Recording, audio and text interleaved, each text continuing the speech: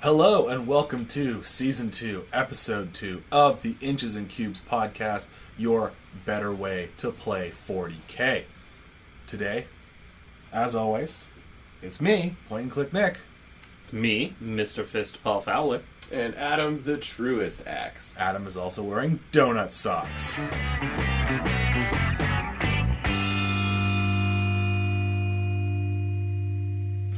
And we're back after that musical break. Adam is still wearing donut socks. Today is a special podcast. We are. There's an apostrophe in there somewhere. Listen, language is liquid. It fills up spaces. It's fine. That's fair. We're on Twitch right now. Yeah, so if you're listening to this, you are hearing a recording of a live event, which I guess is how all recording works. But you sounded really smart. Yeah, right. Yep. This is we're testing it the Twitch live stream. So, if this goes well, if the ship stays afloat, we'll keep doing this every now and then. Yeah. So next week, tune in to twitch.tv/EncounterWargaming Tuesday night at we'll say 8:45. Ish. Sure. Ish. Yeah. Maybe 8:30. Adam said there's a countdown that we kind of have to be accountable to. So when you go to that website, there'll be a countdown. And then at that time, you can watch us do the podcast live. We'll interact with you in certain sections. And then you can feel like you're part of the team.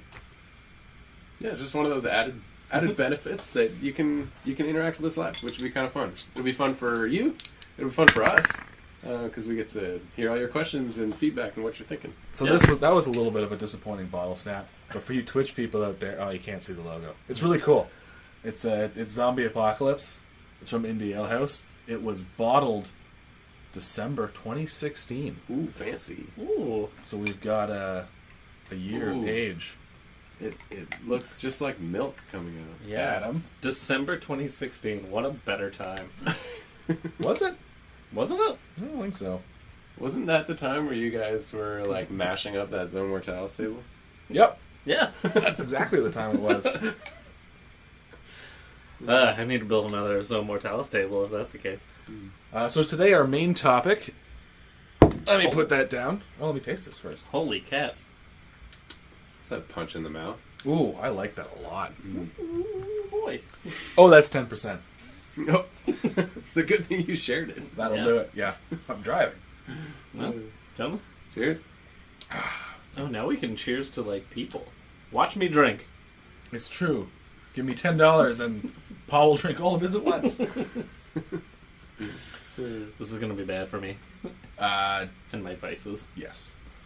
So yeah, we're doing Get the Devil on My Shoulder or Off My Shoulder or the Devil on My Shoulder? Just the devil on your shoulder. Okay, not the monkey? No. Monkey on the back, devil on the shoulder, whatever metaphor you want. That's fair. So we're going to be talking about how to switch up your play style, the type of games you're playing, and just generally your approach to the hobby. Sometimes people get sick of playing competitively. Sometimes people want to step into the competitive sphere after taking it kind of from an amateur fun aspect. They want to step their game up.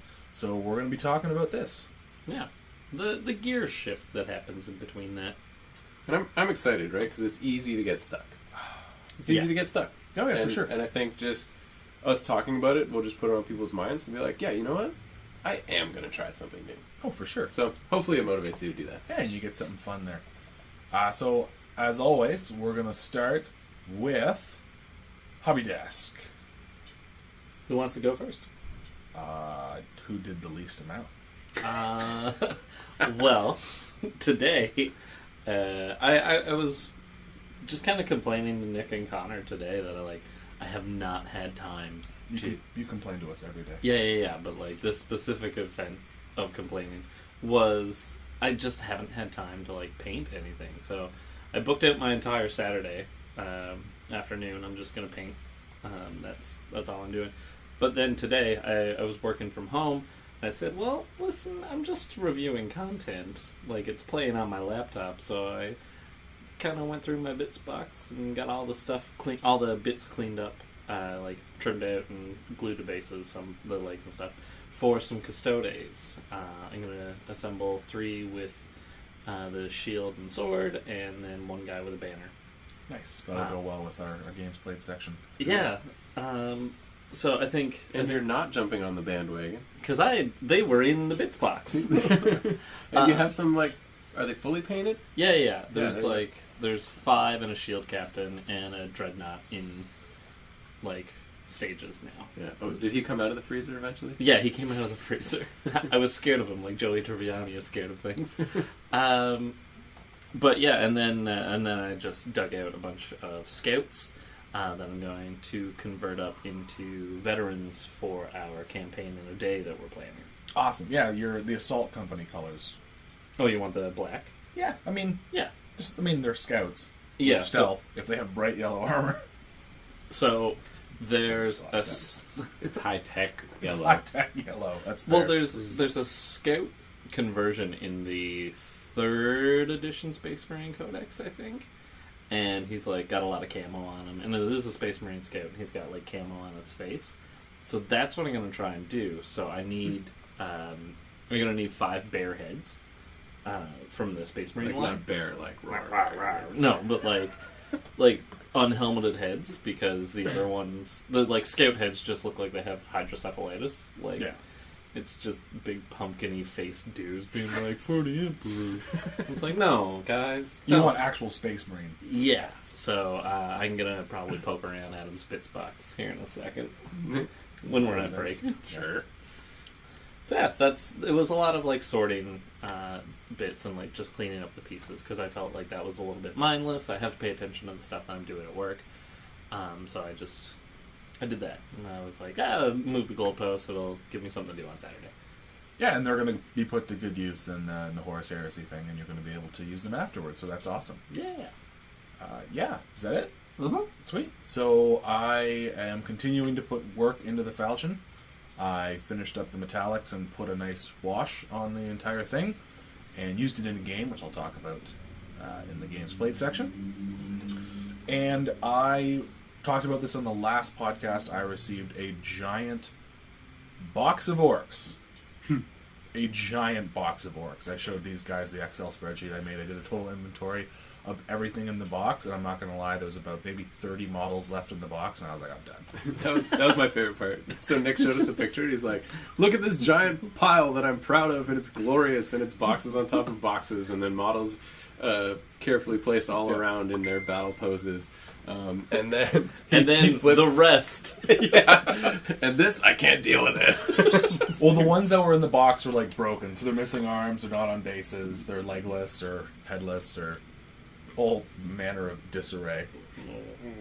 But yeah, so something like 70 Slugger Boys, 20 Shooter Boys, 20 Commandos, a ton of Burnas, 9 War Buggies. What have I done? I think I'm going to have to do another year of not buying anything. Yikes. 12 months? Well, yeah, now that you have a whole army. That's like 2 years of paying. I'm not going to be so lucky. Those Custode jet bikes, they look real cool. They're really good in 30K too. Mm-hmm. They're really good.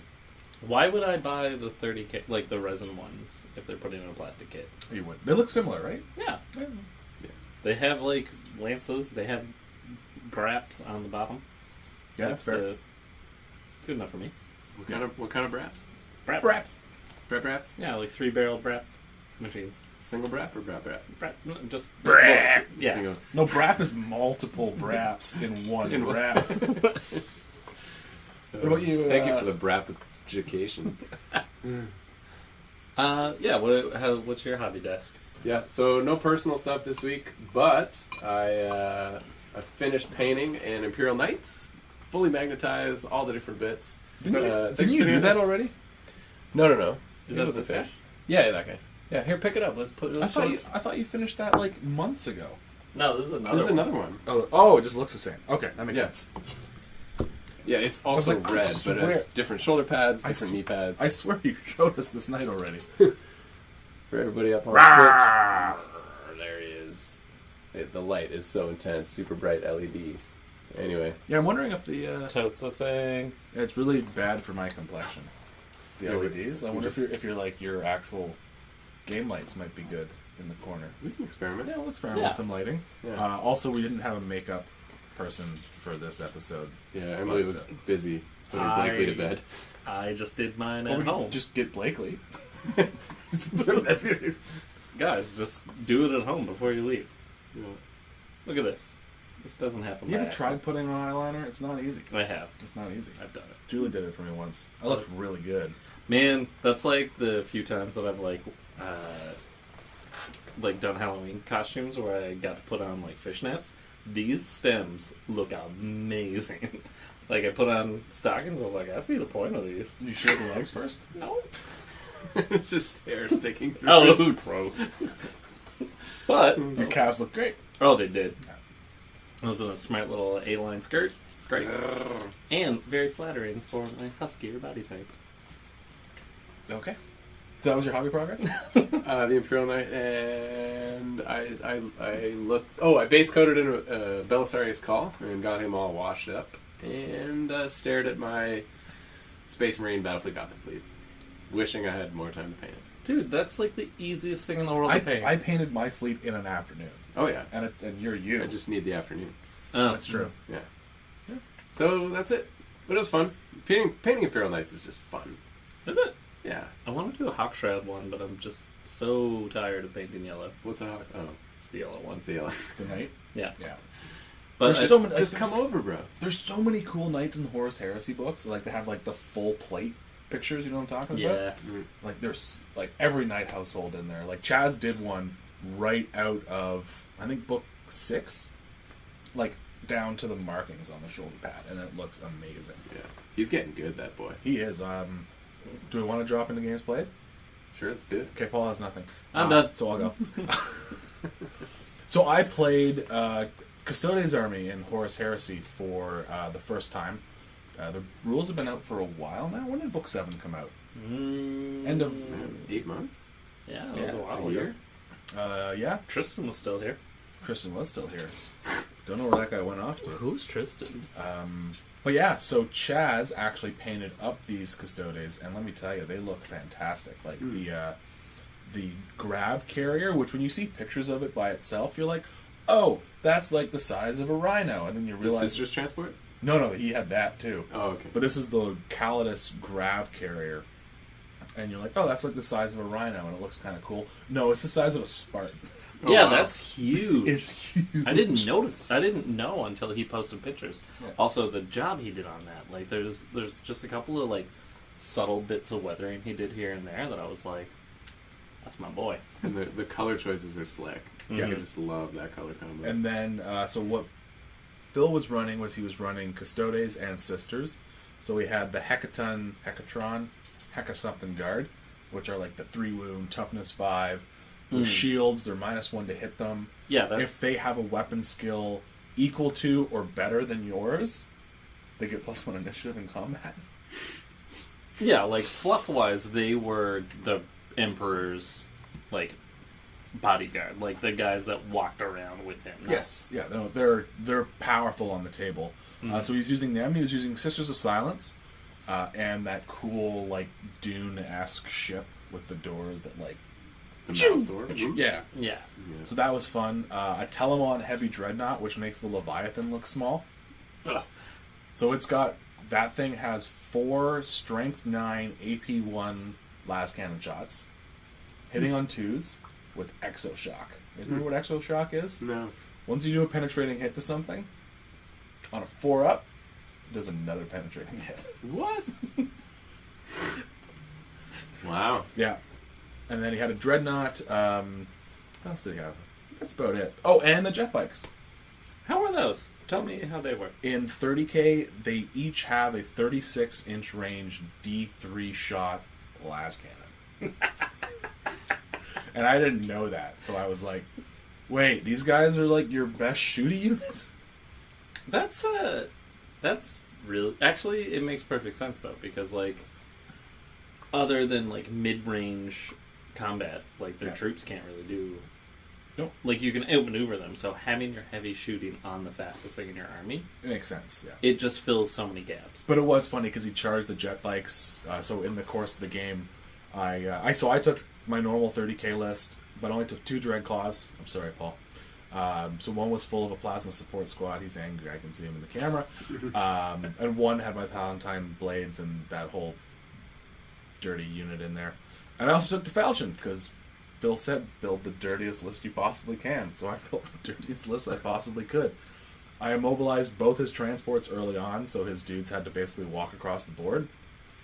The Falchion blew up the Telemon Dreadnought really early on in the game, and then the Plasma Squad killed the Shield and Sword Dreadnought because I didn't know that the bikes had las cannons. So then the bikes murdered the Plasma Squad, then murdered the Dreadclaw the Palatine Blades were in, but then he charged the Palatine Blades with them, and like my Praetor was out in front, and he's like, yeah, they have power lances. I'm like, oh, like, what's that? He's like, it's +1 strength on the charge and AP 3. And then if not on the charge, it's just an AP 4 power weapon. I'm like, okay.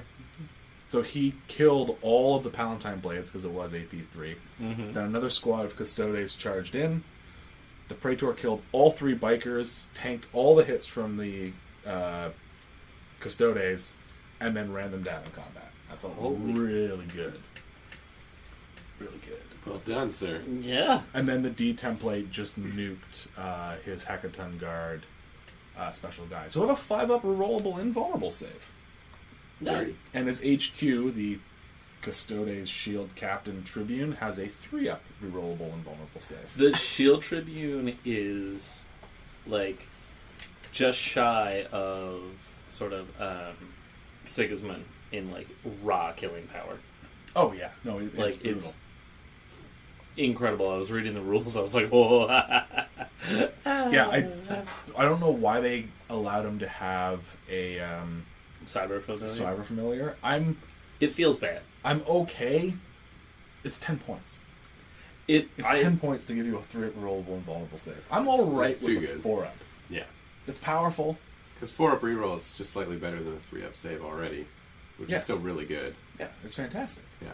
And especially when you're just shrugging off D hits, because unless you roll a 6 on the D table, you're still getting invulnerable saves. This like goes back to my point that I've constantly said that book is only really balanced internally. So like it makes sense when you're having to deal with like crazy psychic powers every turn, but it doesn't make a ton of sense when you're just fighting, regular Marines. No, even the Sisters of Silence, they didn't do much, but I found out, because I missed this in the rules, because it's tucked away somewhere weird in the book, they're all fearless. All of the Sisters of Silence are fearless. So I'm like, my cacophony, you're going to murder them. And they're like, no, we're fearless. I'm like, you're 10 points a model. I'm not complaining. I got a bunch of Sisters of Silence. I know. But yeah, they're 10 points a model. They're basically Space Marine stats with a strength and toughness of 3. They're 10 points. Mm-hmm. So, yeah. So they're really good. Mm-hmm. And with all of their psychic, and like you can't use psychic powers within a certain distance of them. You can't target units with psychic powers within a certain distance of them. They're really, really good. Yeah, the Psychic Null was amazing in 7th edition. Yeah, and it's really good in Horus Heresy. But long story short, won that game much to Chaz's... Phil? No, because Chaz was like, they're so overpowered, and like Phil just rolled Chaz over when they were playing, and then Phil was like, I want to feel good about myself and that I can bring these to places, so please play me, and I want to see if how powerful these are. And I only beat him by 1 point, so it wasn't like a huge point spread. Okay. But he did a lot of damage to my army. He had 3 models left on the table at the end of our game. Wow. Yeah. That's mean. But I just, like you said, I outmaneuvered him. I was just like, no. Yeah. They are straight up and will always be like the best allies you can drop into an Imperial army, but they're not the best army. But that's just it. With the Sisters of Silence and the Custodes in the same army list, you've got like 65-point units of Sisters sitting back on objectives. His entire army can infiltrate because he picks his Warlord trait, and all the Sisters of Silence can infiltrate. Yeah, he took the Warlord of the Special Sisters of Silence girl. No, he doesn't need to. Because the Praetor it's just Tribune, a separate trait. The Praetor Tribune picks his Warlord trait. And then all Sisters of Silence can infiltrate with their dedicated transports, which means the Sisters of Silence dedicated transport and the dedicated transport for the squad that Calidus Grav Tank can also infiltrate, which I was like, oh. I bought augury scanners on all my things. So I was like, even if I can't see you, have to be 18 inches away. Nice. But still. How did he load out his sister's swords or flamers or All bolters. oh, just straight up bolters? Just straight up keep bolters. cheap. Just keep them cheap. Yeah. Janisha Kroll, the special lady that you were talking about, her squad had a couple people with whips. Yeah, I think you're just keeping them cheap and letting the custodians do the heavy lifting.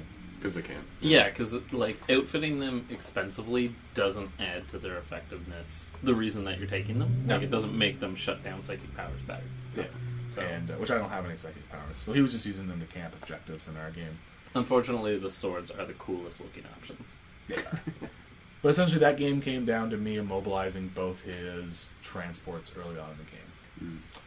But again, that book is broken because traders can take custodes, rules as written, as part of their army. And you can put custodes in the Sisters of Silence transport, rules as written.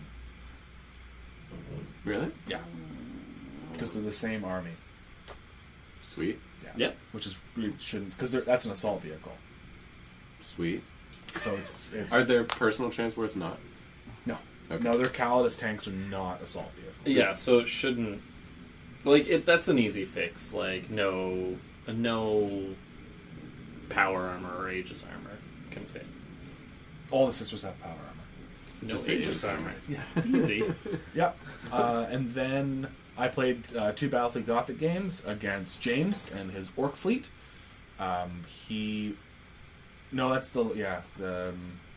His Orc fleet, yeah. Which is Phil's old Orc fleet, which James also bought like 10 ram ships on eBay. Ooh, nice. So the way Battlefleet Gothic works is when you ram somebody, you roll a d6 for damage for each hull point you have. But Brute ram ships have 1 hull point, but they roll 4d6 for damage when they ram you. But you have to get you have to go all ahead full, and he kept trying to ram my capital ship and would only hit it with 1 or 2 out of the 10. You gotta just get in there and just, You got to get in. swarm something big, right? Yeah. So it was a fun game. Orcs are a lot of fun to play. They have so many torpedoes, and they're all boarding torpedoes, which means they can move. So first turn is just every ship launches 9 torpedoes, and there's just a wave of orcs in metal tubes coming towards you. Oh, when you say they can move, you mean you can turn them? Yeah, torpedoes and boarding torpedoes can turn 45. Yeah. Otherwise, you're just launching your dudes into space. Yeah. You're never going to see them again. I mean, I wouldn't put it past the orcs, but That's fair. yeah. Good luck, Grunk. So we played 2 games. Connor gave me shit for bringing the demon ship in a game against him and attributed it to his humiliating loss last week, Connor. He's giving us feedback on the live stream. I know, I'm teasing him. So the first game I didn't use it against James, and the second game I did because he said, use it. I want to fight it, and he found a counter to it. So I brought it in. It was facing one way, and he just put a wave of fighter bombers along its path. So it materializes after it moves. So he just had it along he just had a line of fighter bombers along the 25 centimeters that I had to move, and I was just and it got crippled the turn it materialized because it's just it materializes and hits 4 bomber squadrons. That's really funny. Okay. Yeah. Got it. Yeah, so you figure that out. It's still, even crippled, everyone within 15 inches can't issue orders. So Which is so good. His whole fleet's just cool, we're going to stand here and watch you guys blow us up. So, won those games, but that was his... Can't brace for impact? Nope. Does that count? That's an order. That's so good. So It's too good. it's really good. But Why? James is... That was his first 2 games. And I was he's going to be really new at this, but apparently the Battlefleet Gothic Armada game that used to be available for tablet was exactly like the board game. So he was ha-ha! And I was oh god. He kind of knew how to play. Oh, he knew exactly how Yeah. to play. And Yeah. he's good with rules. And then, because no one else has a lot of games to talk about, I'm just going to go into my last game. Yeah, all I did was play a game of Infinity yesterday, which... This is a 40K podcast. You're not allowed to talk about it. But it was fun. It made me hate Infinity less. That's fair. good. Yeah. Because it's a hard game to get into. Yeah, sounds like it. The models are so fiddly. But they're so cool. They look really cool. Yeah. Yeah. Yeah. So for my last game, I played Jazz. We tested out an amazing mission for the campaign in a day. It's one of those like Shadow War missions. Yes, I love the Shadow War. So it's ones. super cool. So instead of it's basically the relic, but it can't be moved, and it's a piece of terrain. So after both sides deploy, the attacker chooses a piece of terrain as the only objective. Nice. And you have to have a scoring unit in it at the end to win. Woof! Oh, it exploded everywhere. It went everywhere. Sorry about that, Nick. Okay, so my theme of the night is Nickelbrook. So this is an English-style ale called Equilibrium. Nickelbrook has some fun stuff out there. Apparently it's unfiltered. Look at that. And enjoy tomorrow's headache. yeah. And they're trying to find a balance between an ESB and something else. Yeah. And an English ale. So there you go. Cool. Let's try it out, guys. Alright. Mix it with a little bit of zombie apocalypse. Yeah. But yeah, playing Chaz, it was great. He was running his Alpha Legion, so he infiltrated a whole bunch of stuff. As per usual. And the game basically came down to our warlords and their squads in combat and the objective in the last turn. So he got the charge off with 5 Cataphractii Terminators and Eidolon Score, the Alpha Legion special character, onto my elite squad, and they don't like to be charged at. No, they don't. cannot be they charged. can't. Those Palatine Blades came out. So he charged in. His Cataphractii Terminators and Eidolon Score killed everybody else in the squad except for the Praetor. And then he's like, alright, I've got 3 Chain Fists coming in. 9 attacks. Does like 5 wounds. 5 4-up saves by my Praetor. Next round of combat, my Praetor does 5 wounds, including 2 instant death wounds, to the squad. He makes all of his 4-ups. Dirty. He goes back again. I make all of my 4-ups. The And heck? then I went back, did 4 wounds to him, killed 4 Cataphractii Terminators, tanked all of the 4-up saves coming from Eidolon Score and the remaining 1, and then ran them down in combat. So they just couldn't deal out in the battle of attrition. Which is weird because Paul knows that my guy can't make 4-ups to save his life. But Well, apparently in this Not against game, me. He took notes. He was taking Yeah. notes. he just wrecked face and was like, ah! And we're testing out the campaign in a day, so afterwards we rolled on some tables and figured out, so if this was the first game, which it will be for the Horus Heresy event, these are the upgrades these units are going to have. So I think Chaz's guy was bloodied.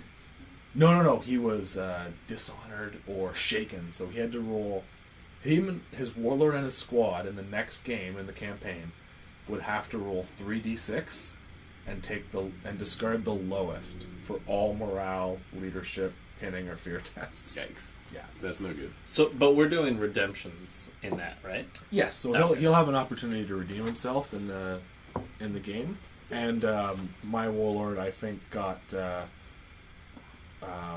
after my warlord makes a run or difficult terrain move, the entire army can opt to use his result for their run or difficult terrain move. Oh, that's really kind of cool. Yeah, I thought it was a cool thing. And then his Alpha Legion, the only squad that survived the game because they infiltrated on the far side of the board, didn't really do much. Got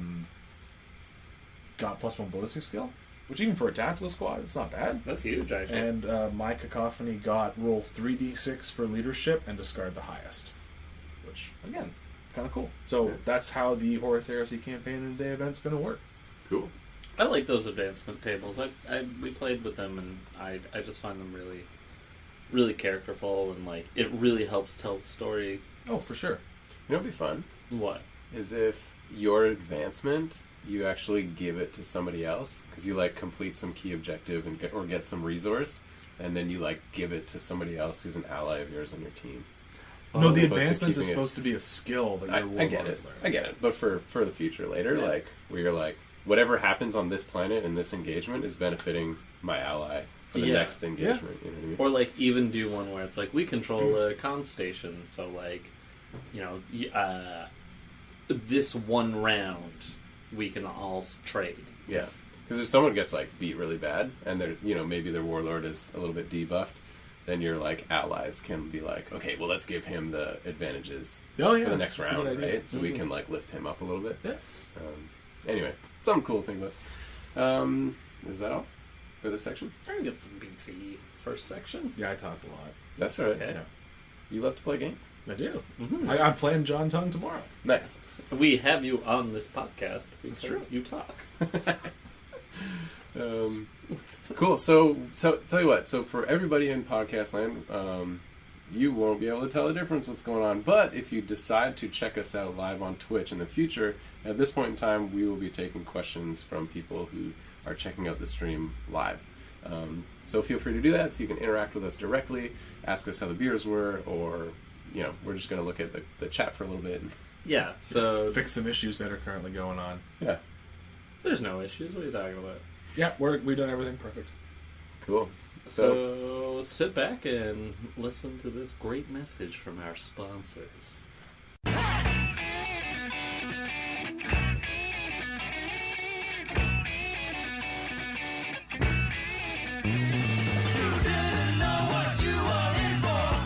Battle Brothers Studios, a commission painting service passionate about making your miniatures and your gaming table look great. Our philosophy at Battle Brothers is this: your army is our army. Every model will be something you can be proud to show off.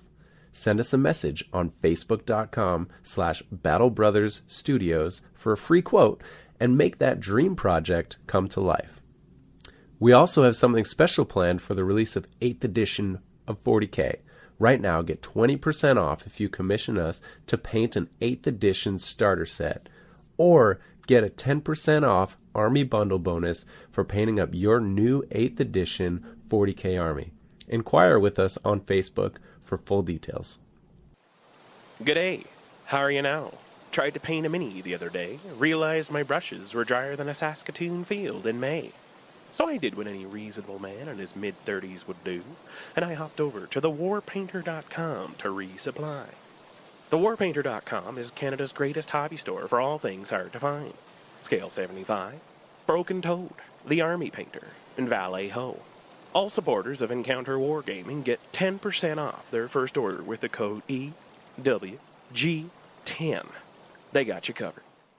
Yeah, and we're back from an extended break where we talked to some fun people on the Twitch chat. Like I said, next week, tune in at twitch.tv/Encounter Wargaming to watch us drink beer and talk about Warhammer. It's what? We'd love to have a ton of people there. It'd be a lot of fun. Let's give away some free stuff. What's free stuff? I got no free stuff to give away. Don't worry, we got free I stuff. don't even have stuff for myself. There's free stuff. There's always Actually, that's a lie. I have a giant pile of orcs. that broken up into bits. Wait, there's been stuff to give out? Yeah. Oh, man. Nick Wilkins seems to win a disproportionate amount of stuff. How much stuff does he want? I don't know. Just one thing. Maybe Jay's rigging it all the time. Probably. No. It's his boss. Oh, wait, no, that's totally not your wife. Oh. Uh-oh. That's kind of out of context for the podcast listeners. Oh, right. Well, you know what? I'm not going to explain it, because they should be. In the live stream. Yeah. Yeah. Next Oh, week. so I didn't tell everybody what we're drinking. We're drinking Nerf Herder Session IPA. It is quite sessionable. This is a pretty scruffy looking... Yeah. Who you calling scruffy? There's the joke.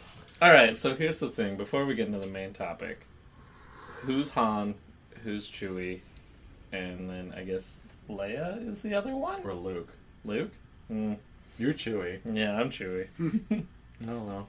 Who do you want to be? We can RPS it. RPS? Rock, paper, scissors? We call that Rochambeau where I'm from. I mean, we're not kicking each other in the nuts. There's not enough room in here. All right. I'm going to play rock. 4? Whatever I want. Okay. Yeah. Damn it, didn't work. So, unfortunately, rock, paper, scissors is a very visual game. But much like 40K, I'll give you a rundown. I mean, you Nick- did tell me what you're going to play. I know, but that's supposed to psych you out. Okay. Like, he's not stupid enough to actually play rock after he said he was going to play. So I watched the whole thing. Nick and Adam shook at the same time, and then they both played what they were going to do. And Nick, he faked out Adam and said rock, but so Adam, I guess, just kind of messed I up. just went with it. Yeah, he went with paper. So Okay, you can be Han, I'll be Lando. Also, you do your Chewie impression. nope, Do it. no, Do it. no, Do it. no. That was Adam's impression. Yeah. All right, back to our main topic, so Simon doesn't have to keep skipping ahead on our podcast. How do I switch my mode of play, competitive to narrative, and back again? Cool. Can I tell a story? Well, I'll tell part of it. Sure. So the kind of the idea here is with Hogtown 40K, we kind of had we did an episode where we kind of we didn't rag on it too hard, but we were like, yeah, like It hurt somebody's feelings. It hurt someone's feelings. That you know who you are, and it inspired them to reach out to us to kind of help change our minds a little bit, which is amazing. More public discourse should be like that because they're very nice and humble about it. Although I do wish we could have changed his mind. Yeah, we're working on that. Oh, get out of here. We're We did a good. lot. Yeah, and it was actually very fruitful. So we ran a tournament that was a little more competitive. This is after 8th edition had come out because we had tried in 7th edition. It just didn't go so well. It went very, very badly. It was very bad. There was like a fight broke up at the top table at an ITC tournament that we ran. It's just horrible, right? And so I think 7th edition lended itself to that. But like I said, I take one tournament off, and I come back and everyone's like, yeah, there was a fight, and like people were mad. And luckily when I run an event, the only person that's angry is usually me.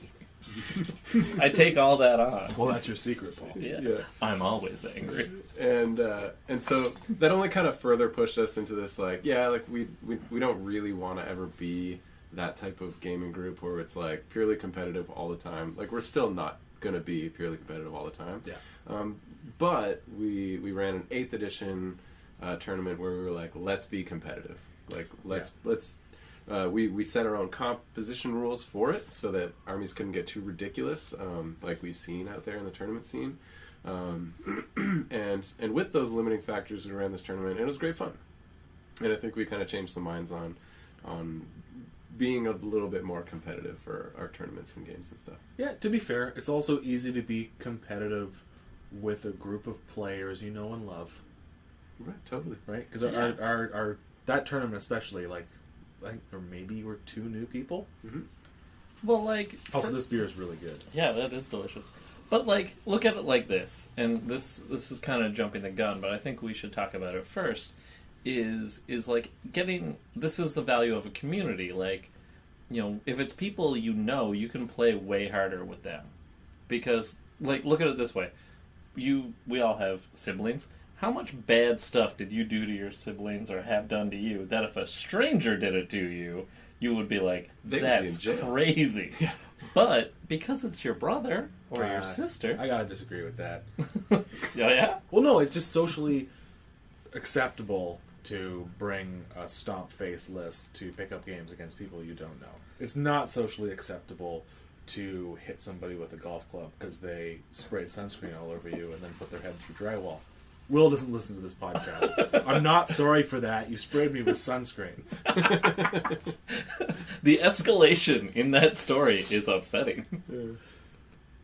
I think he hit me with the golf club, and then I put him through the drywall, which went into my mom's office, and then she blamed him because it was his fault for spraying me with sunscreen. Because he was the first one she saw. Yeah, and that's the you started it argument.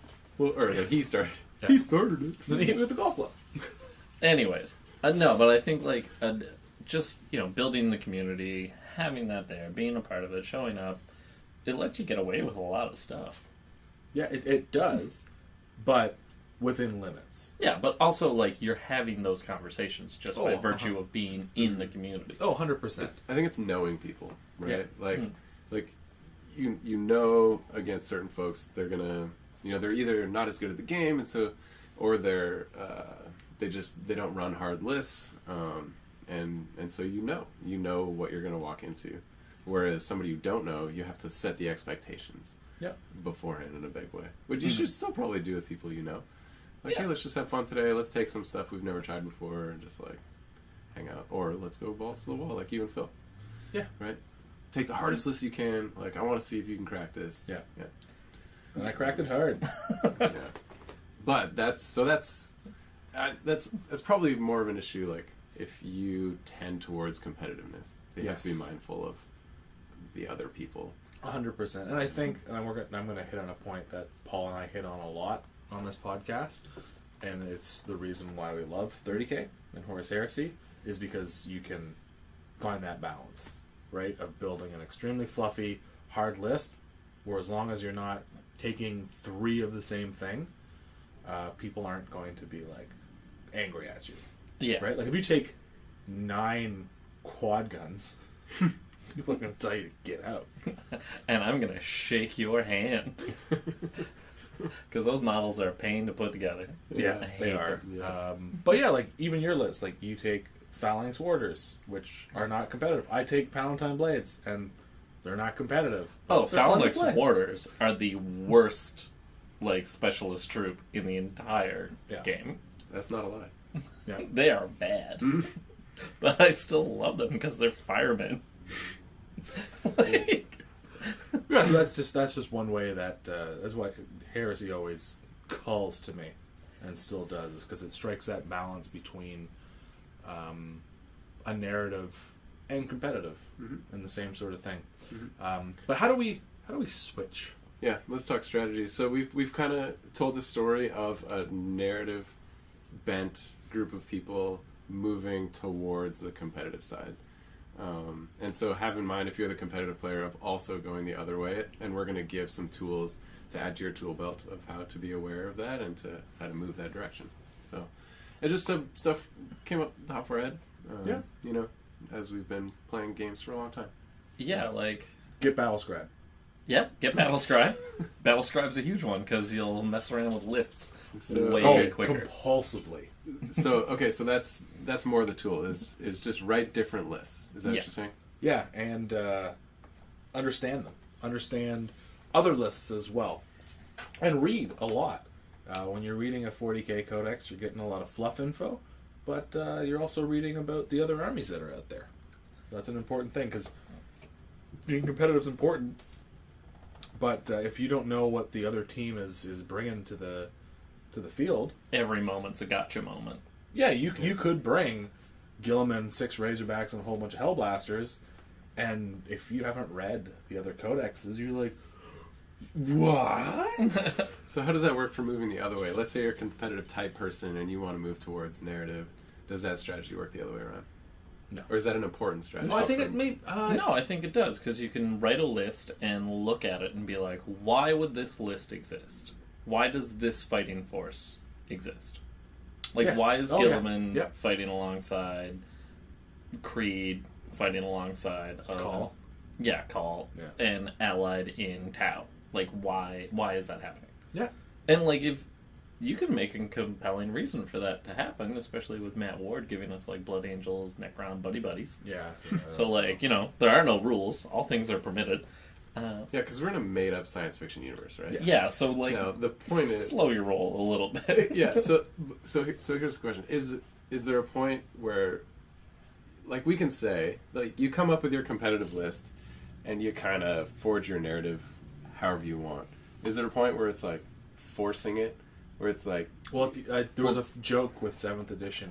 If you squeezed your eyes shut when you looked at the book, it said forcing the narrative. But, like, I think that's a good thing. Well, if you can't come up with a compelling or semi-compelling reason why these 2 armies or 3 armies would be fighting together, maybe you're doing narrative wrong. Or not wrong, but you got it right harder. I don't know. But, like, you know, you have to understand why that fighting force would exist. But you're also learning about units and the fluff behind them, and you might think, wow, this is a really cool unit. I love, like, their purpose. For example, aggressors with Firestorm Gauntlets. Not the most competitive choice. We crunch the numbers, and Yeah. they're not. No. But if you're a competitive player trying to move away from that into a more narrative style, you might be like, man, I want a bunch of guys with flamethrowers on their power fists just flaming stuff down and taking units that aren't optimal. Well, like, if I had a different list, I would probably take... if I had, like, more of a midfield list, I would happily, like, pop 2 of those, or unit of those in there and just have them, like, burning stuff up. Or if I was playing a city fight game, that would just look cool as hell. Yeah. Like, these dudes in, like, power armor burning... Well, that's a good segue to something else we can touch on. You guys have anything else you want to talk about there? Well, I think... Yeah. So I was going to say, actually, maybe the strategy for this, for someone who's maybe competitive who wants to go towards narrative, is not to rely on Battlescribe too hard, and to actually get a codex so that you can read the little sidebars of fluff. Yeah. And you can actually read the beginning sections of your army and its founding, or where it comes from and why it's here, and all the different... Right? So you can actually read some of those stories and put yourself into them. Yeah, and honestly, if reading's not your thing, there's tons of YouTube channels that, like, do lore breakdowns. Yeah. If you're working a data entry job, throw a couple of those on, my dudes, and, like, learn about the time that the Blood Angels did blah, blah, blah. Yeah. Or redeem your commute, right? If you commute for an hour, throw one on. I listen to us. Yeah, I mean, we do some narratives, like Fluff's history of armies and stuff like that, too. Next time I do a ride share anywhere, I'm just going to put our podcast on and not say anything. Or... That's psychotic. Is that him? Is that him? That sounds like he hasn't said anything. Just laughing at my own jokes maniacally. I mean, I would give you crap about that, but I am like a diagnosed narcissist. It'd be pretty funny, though. It would be great. But yeah, my point was, like you mentioned, City Fight. That's a great way to move towards that more narrative thing. Like, play a City Fight game with somebody and bring an army that your faction would bring to a City Fight, right? You're not going to bring Devastators. You're not going to bring Havocs. No. You're not going to bring a Shadow Sword, right? You're going to bring troop transports, troops, and things that can, like, really get stuck in there and move through cover. And that really helps make you pick different units you wouldn't normally choose. Yeah, so I think that goes to my overall philosophy for almost every game I go with, and this is going to get, like, slightly hippy-dippy, but be, like, mindful of what kind of game you're playing that day. Like, am I playing a... you gonna do it? Yeah, I did it. I was going to say you finish your sentence. Nah, I saw you doing it. Oh, yeah. Oh, check out what that's called. Paul, read that out. This cheeky bastard stout.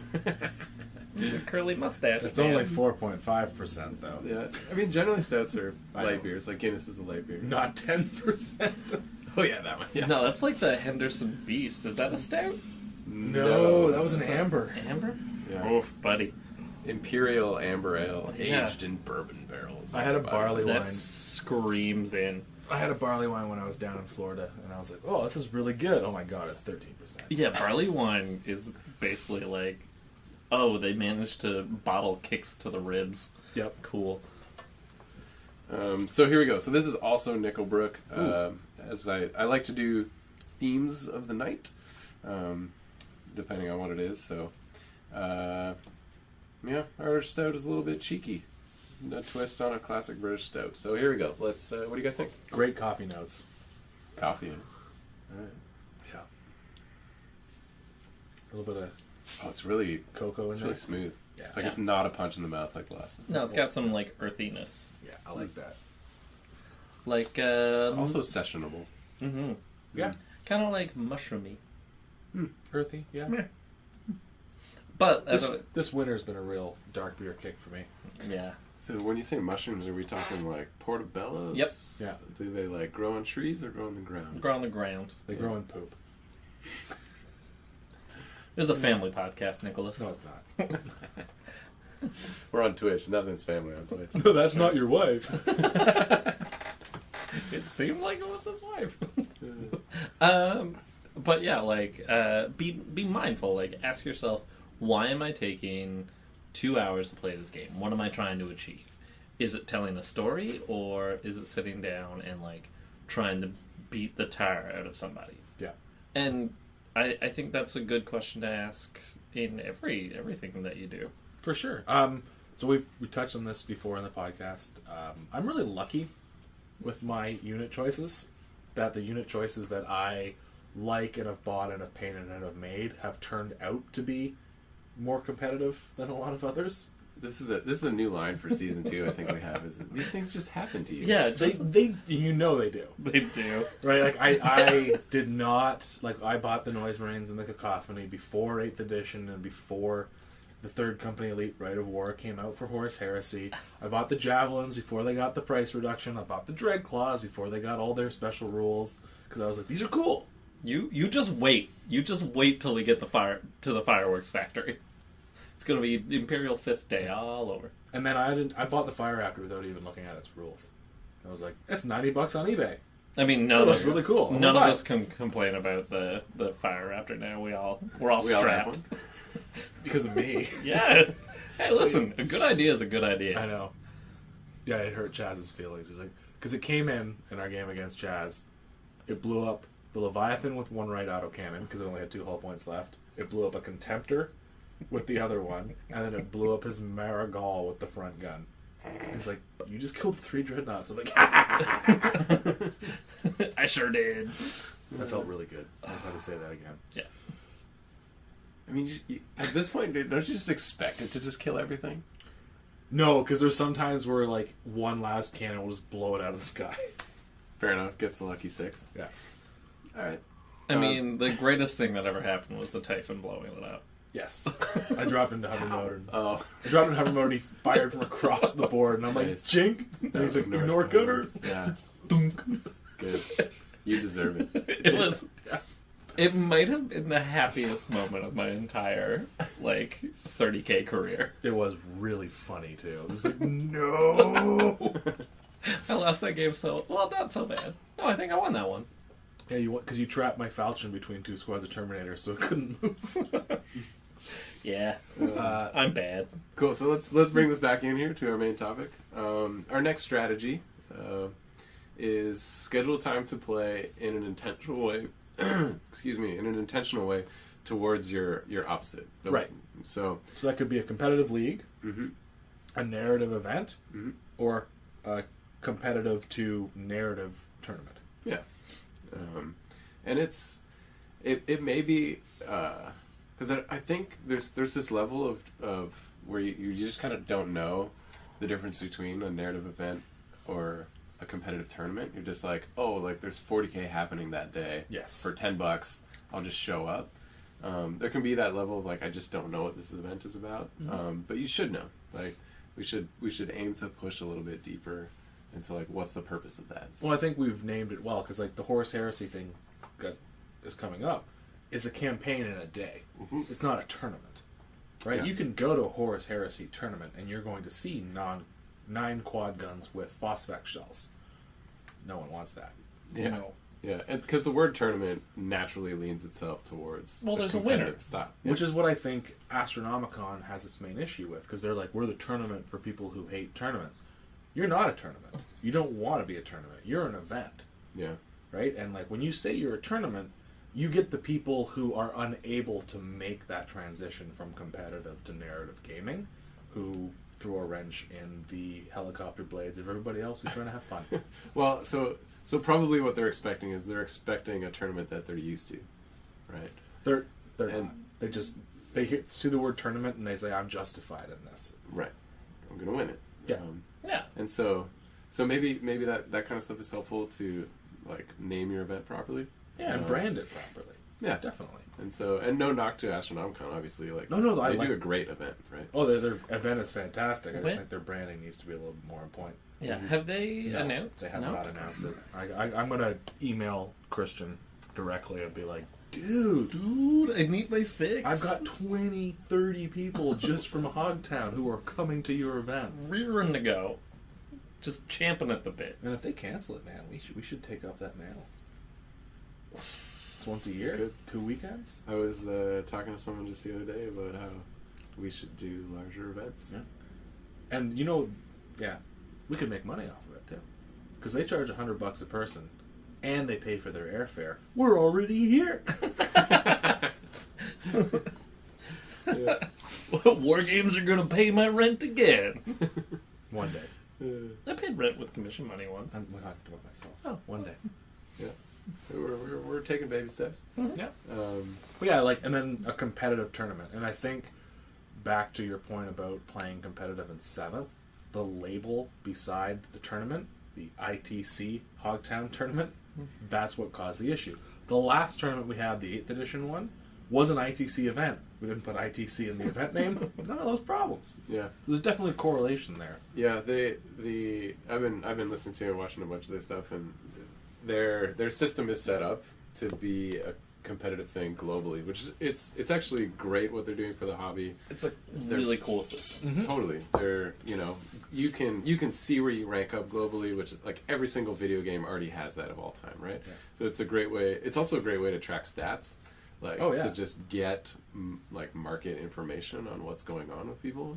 Yeah, and, like, for a company, just having those data sets is crazy valuable. Yeah. Like, like, imagine having a product that your customer base compulsively composed stats about. You'd be like, this is so good. Yeah, they're doing millions of dollars in market research for us. Don't even know it. Yeah.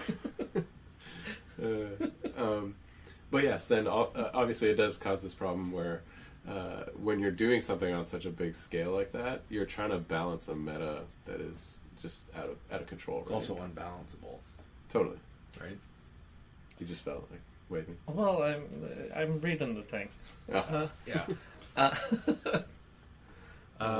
So the next part, I think, League is fun.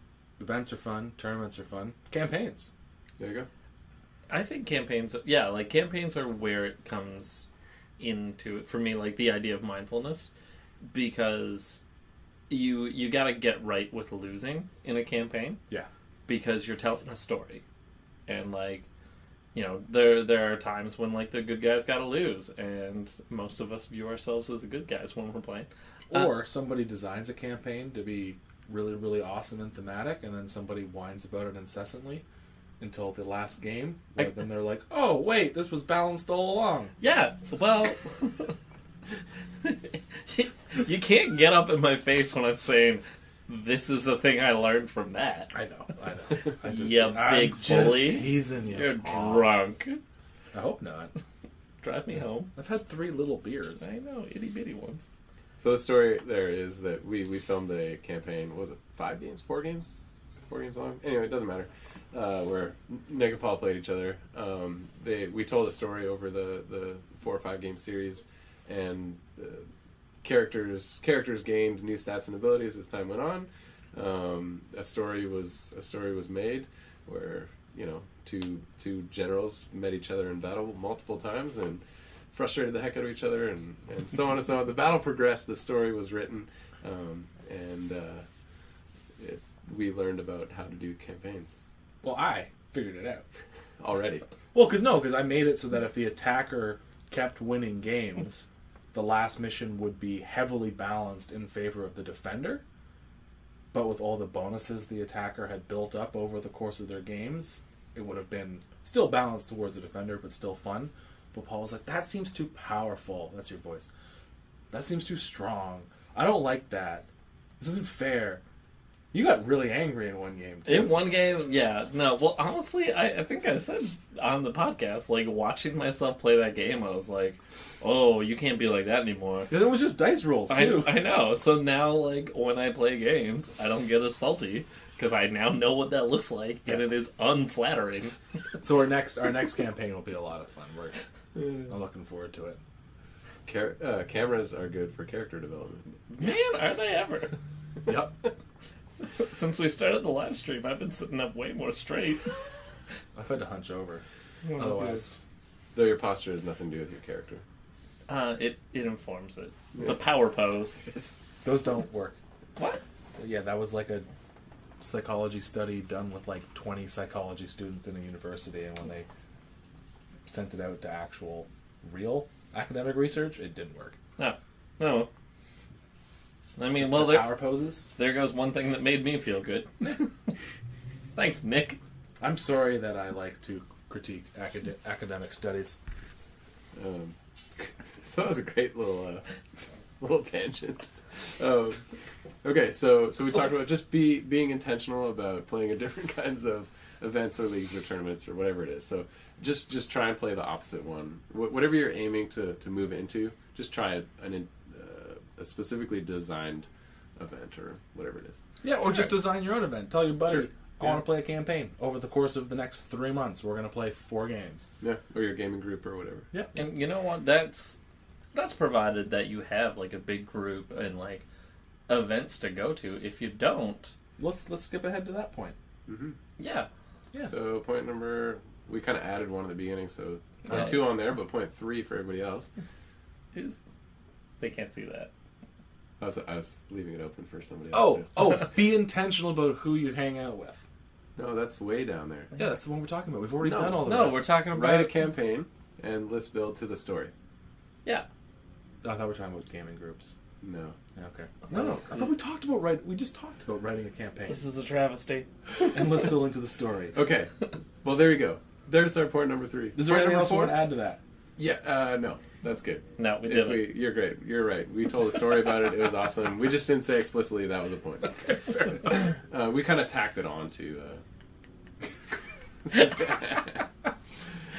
Guys, we have so much happening right now, so this episode's gonna be like Yeah.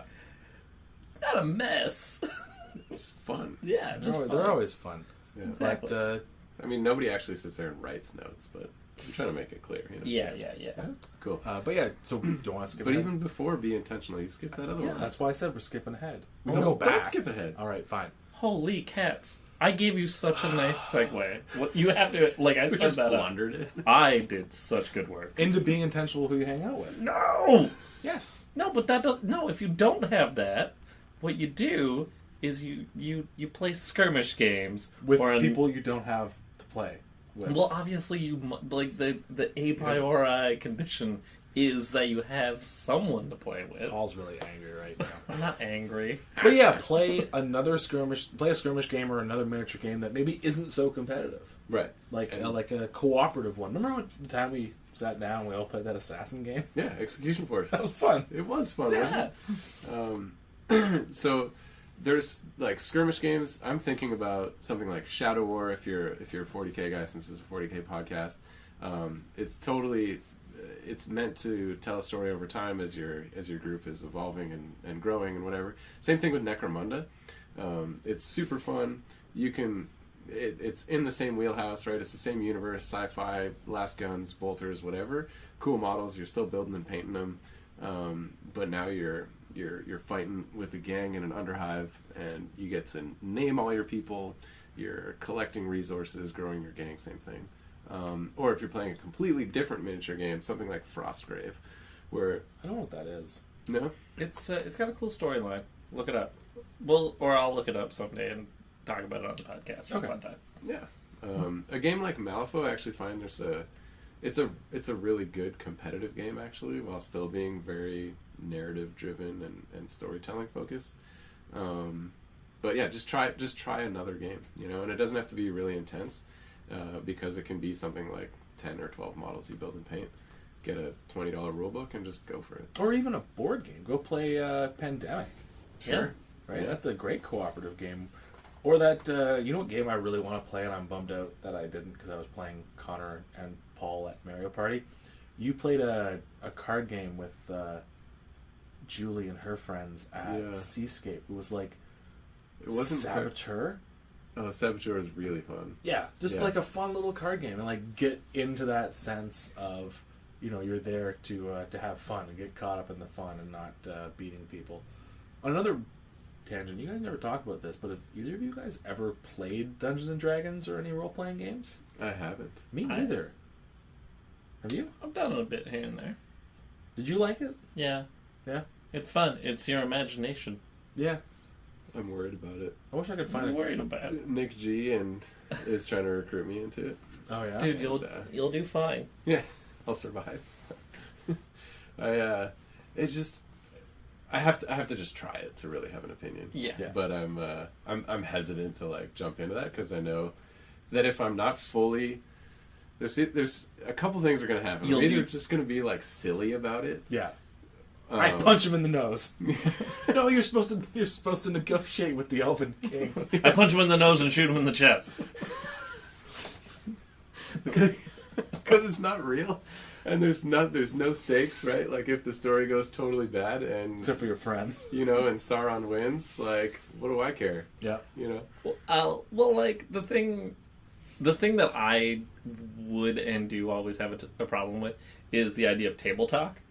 Like, you are playing a character, but like, sure, I sat down and I read the entire monster manual, so like I know all about monsters. So like, is that information that my character has, or is it what Paul Fowler has? Are you You're suffering going an next identity level, crisis? Well, no, I know. I'm just. I know about TV. Does my character know about television? Do they understand that there's satellites? I'll build a combustion engine. You don't. No, Paul. No, stop. You have to explain it in a way in which your character would explain it if they saw it in their time and day and could only have the descriptors that they would know about. Uh-huh. That character has cancer. You have no way of knowing that. No, it's like you see it, electric lights. You're like, there's these crazy vines, and it delivers magical powers into these glass jars that glow. Shit's crazy, man. Yeah. So Or, yeah. or zippers. How would you describe that? How would you describe it? For someone who's never seen a zipper and doesn't have one to... Yeah. I don't even know. So Do all your zippers have YKK on them? No. Yours doesn't? guys run... No, mine says Gap. Yeah. Those doesn't run the zipper game. They do. It's funny because we all know YKK. So this has been a great episode of Inches and Cubes, the Zipper podcast. No, I just thought it was a funny thing to talk about because it's something that I would definitely, again, like you said, love to try from a more competitive, narrative aspect of gaming, especially when you throw in some of the miniatures, Dungeons and Dragons, not zippers. I never had a chance to do it. I'd love to do it. I know Connor plays it, and I know the other two Nicks play it. So if you ever got space at your table, I'd love to give it a shot. I was trying to get Connor to paint one of his miniatures as me one time. How'd that go? He did go for it. Aw. So just like gray hair and red beard. flame. Yeah, you got it. But so skirmish games. Hope they make Kill Team rules for 8th. Oh, That was a lot of fun because that was so easy for everybody to get into, right? Yeah. It was just like take your army and pick 5 models from it. Yeah. And that's your kill team. And show up to a day of gaming and everyone had a blast. They'll probably let the Necromunda hype wear down a little bit before they do that, but it's very good. Or like eventually just let you do like a Space Marine Necromunda list. Though a Space Marine would be hilarious, Necromunda. It's the entire list. Yeah, it would just be like wasting gangers. Do you guys remember the old White Dwarf from 8 The or 10 movie years? Marines? Yeah, movie Space Yes, I did that against my buddy Adam, and it was just a friggin' bloodbath. But a different Adam, Yeah. not me. You are my buddy though. Yeah. So were you the Space Marines or was he? I was the Space Marines. I did an old.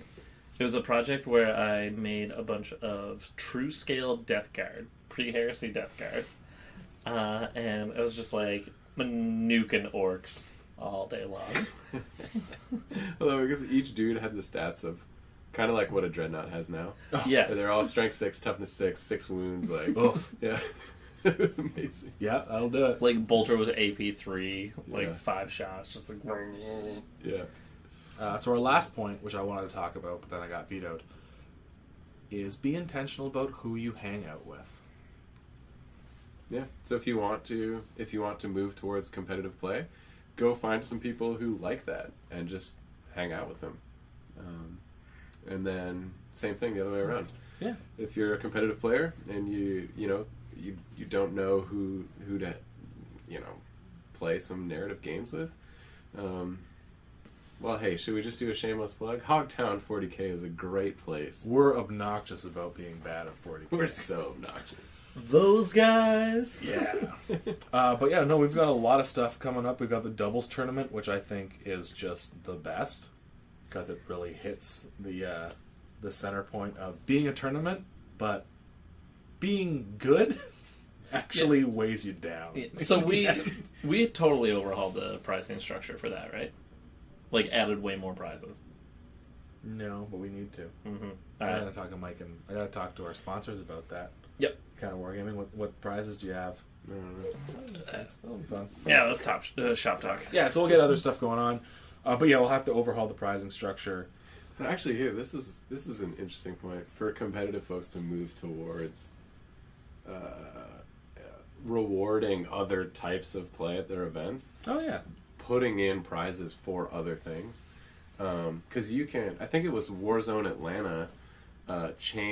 Most ITC events give ITC points based on who gets the top battle score. Yeah. Warzone Atlanta said we're going to give the ITC points to the best overall. Oh. Right, and so they actually incorporated those other scores in there. Whereas most big events, It's just pure battle score. it's pure battle score, right? So when we did an ITC event, we probably submitted the points based on overall. But we're a little tiny 20-person event. Yeah. Whereas we're talking 100 people events, right? That have, continental influence. Yeah, and don't get... The internet can be a great place, but can also be a very toxic, bad place for you and your narcissism and your worst qualities about yourself. So don't get caught up in the forums and what people are saying is strong and what people are saying are never takes. Yeah, right? totally. Because you can really get to that point where, like, the internet says you should never take this or always take this. And Dude. if you really get caught up in that, then... Phalanx Warders. They're like, on paper, the worst. But they serve me pretty well. Yeah. Because they receive charges really well. But if they... It's only because you play me a lot. Yeah. Which is actually, this is a good point for small gaming groups and small groups of friends. Especially if you're learning new games, this is something that I like to push towards. Is you already said it right? Don't look on the internet, because if you're going on the internet, you're only gonna push an agenda. You're gonna force the group to push a certain type of agenda, right? Well, you can go on the internet, just don't take it as, gospel. Yeah. And That's like the one thing. Like this isn't true. yeah. This doesn't need to be true. This is maybe true in the person who's posting's meta, Yeah. but not ours. Yeah, like, also, if you have a smaller gaming group, just kind of agree to bust up your meta every now and then. Just be like, guys, let's not all take, like, Armored Ceramite. Like, let's all take Melta. I love asking that question. I know. Does that have Armored Ceramite? Does that have Armored Ceramite? Does that have... No! That one. That one's gonna die. It's 'cause it's... 7 Melticons.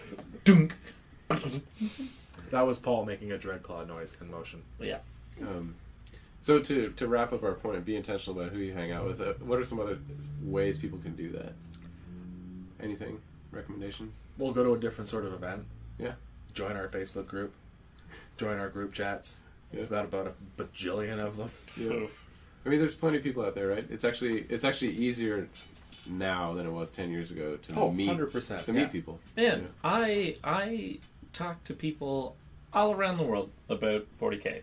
Like, just through my, like, Instagram, through Facebook. Your newfound podcast fame. My fame. I got $1 million app idea. Okay. Tinder for Warhammer. Did I tell you about I my like narrative gaming. long and walks? I play orcs. Swipe left. I'm looking for someone to treat me rough. I'm looking for Swipe a competitive gamer.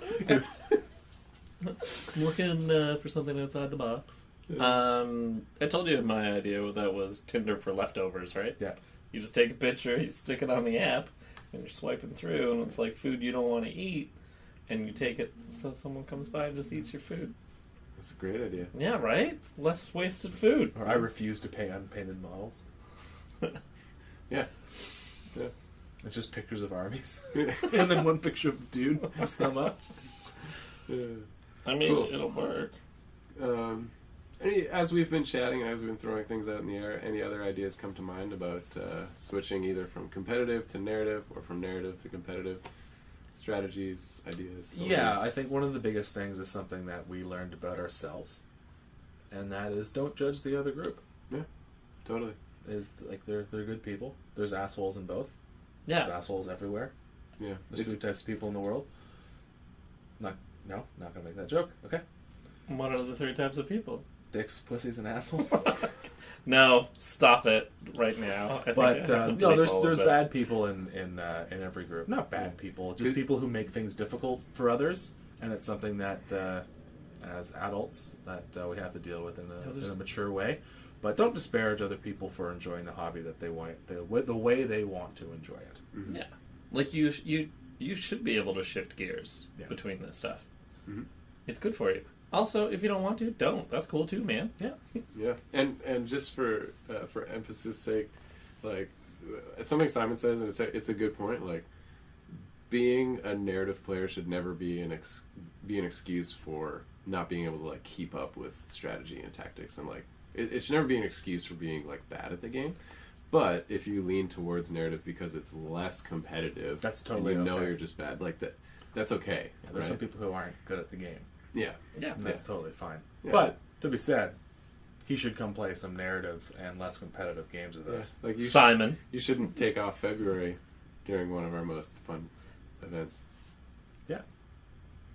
Man, he's... My only thing was like, I don't like your events. We got to change them. Like, you've never played in one, Simon. You've never played in one of our events. Man, you're giving the guy grief for stuff that he fixed. That's the entire theme of the episode for you right now. No. I just want him to play some different types of games with We me. gotta sneak the vegetables Here. in on Yeah, a so kid this like is that. how we do it. Simon, we love you. You need to hang out with us more because It's we true. want to hang out with you more. That is Yeah. true. I like the sound of your voice. I like the look of your hair. I've been hearing you on other podcasts. Cheater. Pumpkin eater. What? You've never heard that one before? Not in a long time. Since I was on Monkey Bars. Cool. So, are we at a good point where we can pause, take some questions from people live, and I think Yeah, that would for be sure. terrific. awesome. Let's do it. Let's pause this, and we'll get to some fun time later. But for now, let's do some questions. So we're back for fun time after taking some new questions, which was fun. So wait, what time is it? It's fun time. Also, if you have a couple of minutes, go listen to Fun Time off of Iggy Pop's The Idiot album. It is a great song. Fair. Actually, that album is like one of the best American-made albums ever. Nice. It was so cute when you sent that video in the chat. It was awesome. I was like, we should do this as our new theme song. But I feel like Iggy Pop might be litigious. Yeah, Apple would pull our podcast immediately. Because you Yeah. don't have the rights. Yeah. So yeah, we are going to talk about some ideas we have for our upcoming Warhammer weekend. So a bunch of us are renting a cottage this summer. It's a pretty dope cottage. It's a sweet cottage. It's got a sauna. We got a It's got a banger. hot tub. I actually don't know how much hobbing I'm going to do. Quite a bit, probably. Well, all right, what else does it have? Sauna, hot tub, TV. TV. Don't care about a TV. Don't watch a TV No. at a cottage. We're Well, unplugging that. Nintendo 64. No, I'm not playing that. No, you No can video, lose. no video games. Can't lose if you don't play. It's war games. That's fair. It's got a dock and a swimming raft and a lake and a paddle boat. That's some stuff I'm into. Yeah. Was- An was outdoor it- fire pit. Sweet. Was this the one that has the rock climbing wall, or is that for 2019? That's for 2019. Okay. And Yeah. Nick Wilkins, we're not getting a chef. No, we're not getting a We're chef. not getting a chef. Making food is so much fun. It is. That's what I'm saying. It's about bonding. Here's the Yeah. reason why I don't want a chef. I don't want a stranger that doesn't approve of the way I live or the war games I play. Yeah. It's true. And I don't want to pay them. Yeah, No. I don't want to pay someone to look the other way. Yeah. No, we'll make good food. I And we've bet already they- got our cooking teams, and there are going to be awards for cooking. Sure. Yeah, awards for everything. So yeah, there's 9 of us, 8 of us. 8. I think 8 it's of an us. even 8. So you can always have Yeah. good pairings. So there's 8 of us. Got a really great cottage that apparently sleeps 12, but I don't believe that. Airbnb lies about that. Stayed in an Airbnb in Florida, and they're like, this sleeps 4. I'm like, that's a pull-out couch. Yeah, for what? It's certainly not for humans. No. So that'll be a lot of fun. It's going to be in June. We still have to like actually come up with some sort of structure. Dude, for the that competitions. seems June. Yeah.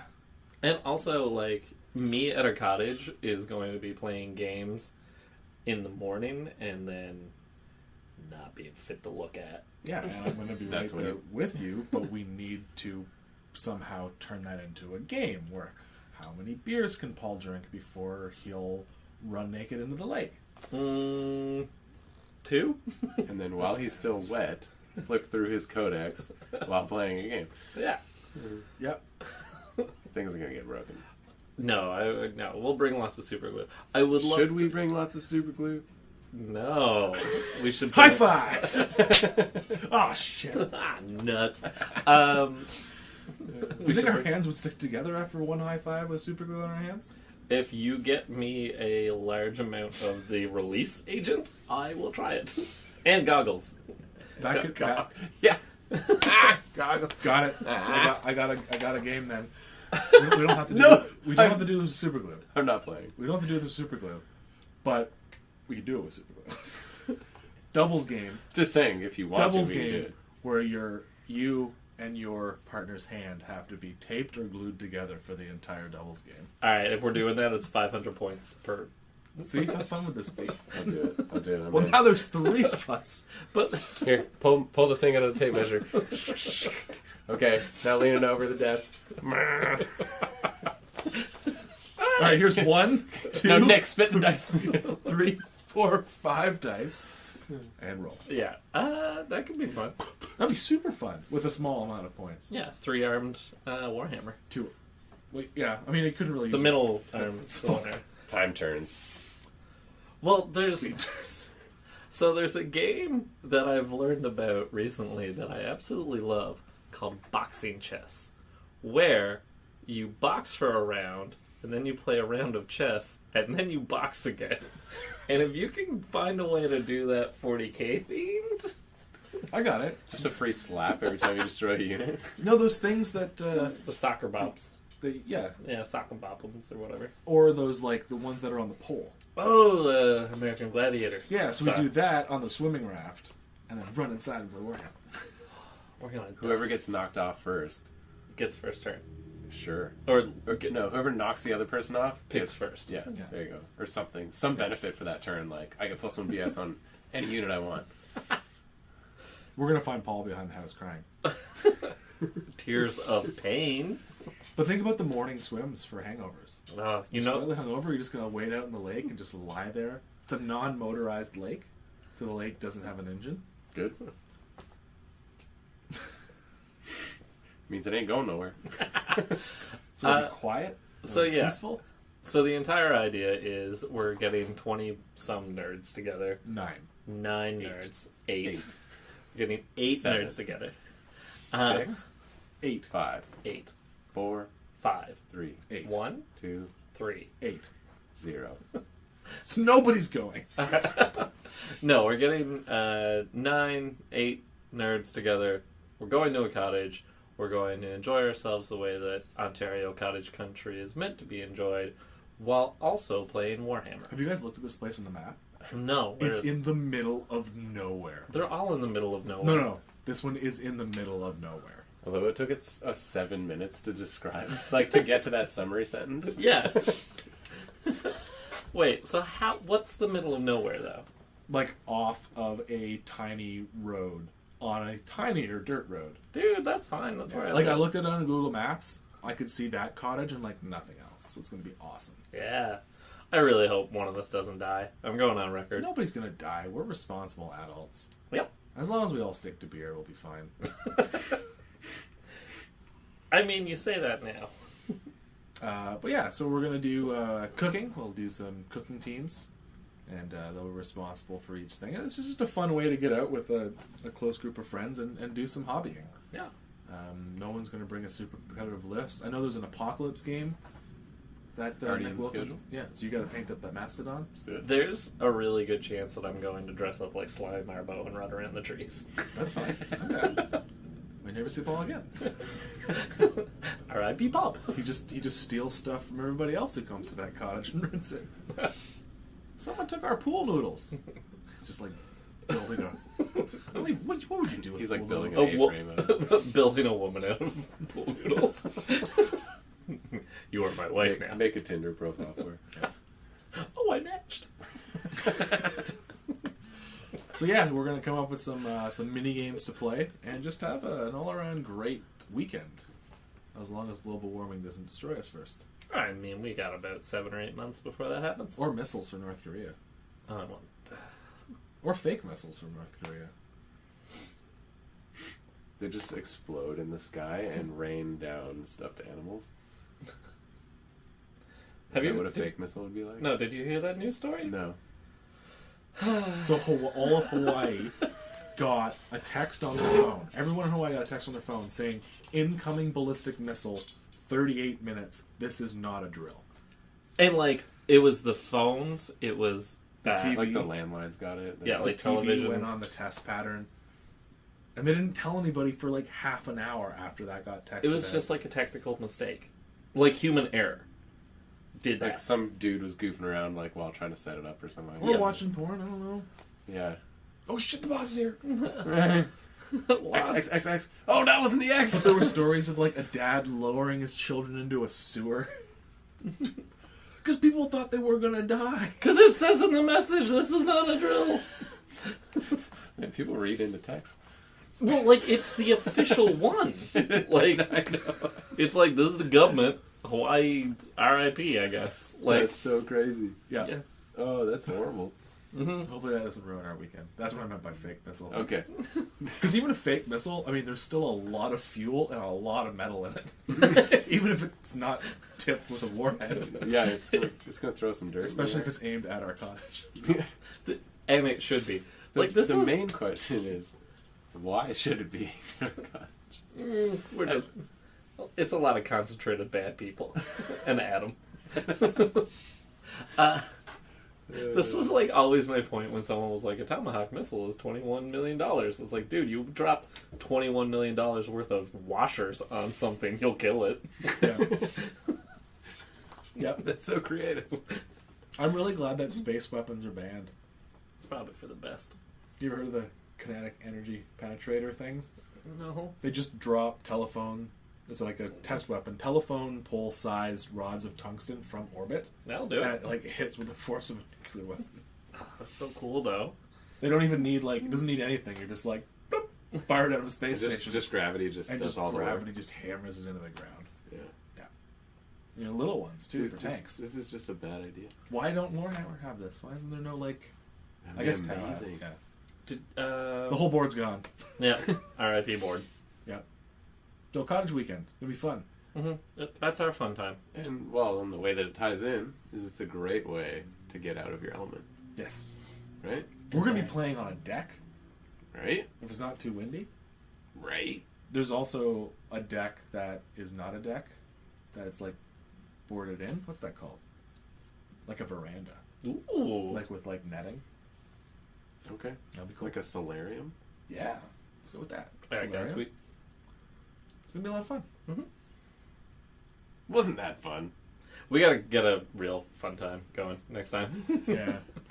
It's just talking about our weekend getaway and make everybody else feel excluded. Whatever, it's a good idea. It's a great idea.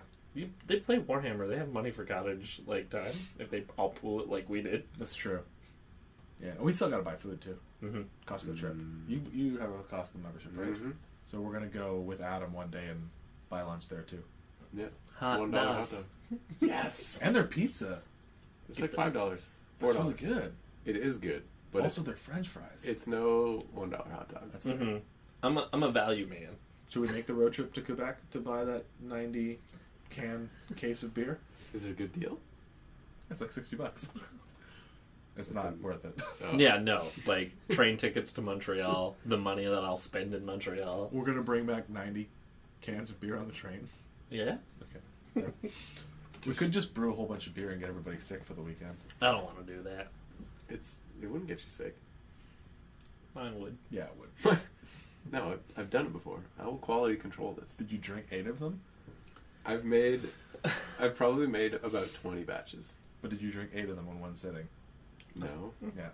Well, in the previous life, yes. I get a hangover from just normal craft beer. Yeah. The beast doesn't even wait till the next day. No, you just have a Apparently headache. Yeah. Like 2 hours later. So that's it for episode 2 of season 2. Tune in next week. Please tune in next week at 8:40ish p.m. on Tuesday at twitch.tv/encounterwargaming. That's the one. That's the one. And you can see us if you're not already seeing us now. And we'll have better lighting. We'll have makeup. And maybe like a craft services table. Yeah, I get hungry. Talent gets hungry, just so you know. So, carrot sticks? Yeah, that'll do. Celery. Yes. Yeah. Yeah. And we'll give something away for free. I don't know what it is. Yeah. We'll An give evening something with away. Paul and Nick.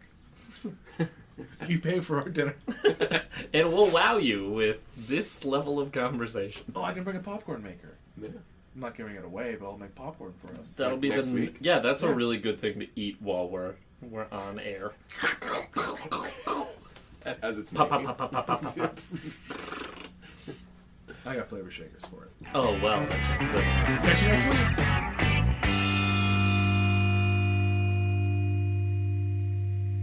Wait, no, that's totally not your wife.